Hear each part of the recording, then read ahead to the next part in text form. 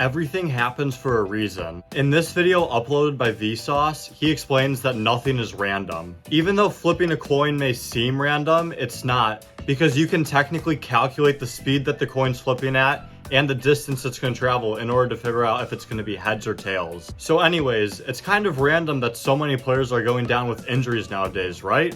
Wrong. In this video, I'll explain why non-contact injuries are occurring more often than they used to. Now, this rise in injuries has started recently, so I'm going to go over 3 recent changes to the game, starting off with VAR. Now, you probably think I'm crazy to say that VAR is causing injuries, but let me explain. The average VAR check takes 84 seconds. Now, during that time, think about what happens to the players. They go from playing at a high intensity to stopping immediately, and in that time their heart rate will drop and their muscles will stiffen up. Then when the game starts back up, they have stiff muscles and they have to go straight back to a high intensity, and that's where all the muscle injuries occur. Let's take a look at a real example. When West Brom beat Liverpool 3-2 in the FA Cup, West Ham suffered 2 hamstring injuries, and this is what their coach had to say after the game. You are going from a high tempo work rate to nothing. We had a hamstring injury just after that, so now as coaches we have to change. We have to get our players to do a warm-up in that situation or keep themselves ticking over.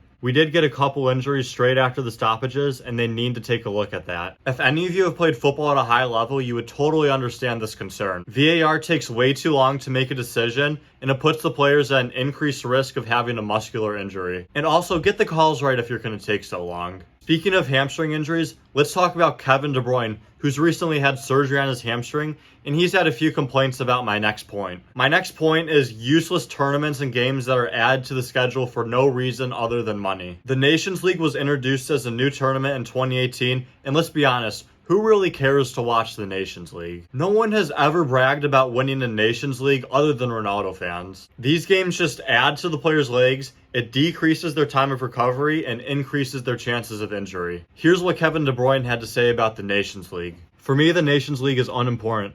We have to play those matches, but it's kind of a practice campaign. Everyone has had a very tough season, and as soon as we are on the field, we do what we have to do. Then I want to win. Other than that, I don't have much to say about it. We have nothing to say about it. As players, we can talk about vacation or rest, but we have no say. Footballers are humans, not robots. They need time to recover physically and mentally. This point isn't just slandering the Nations League, but also random preseason tournaments. When Mbappe was left out of PSG's preseason squad due to all the drama surrounding his future, do you think he cared about that? No, obviously not. I guarantee he was chilling on a private resort while all the other players were sacrificing their legs in preseason games that didn't even matter. My third and final reason is the increase in stoppage time rule. The Women's World Cup final had 13 minutes of stoppage time at the end of the second half, which is crazy. Obviously, longer games equals more stress on the legs, which equals more of a chance of injuries, but let's put a scenario in place. Imagine a Champions League tie. The first half has 5 minutes added on, and the second half has 10 minutes added on. Then it ends in a tie and it goes into extra time, where there's 3 minutes added on at the end of the first half,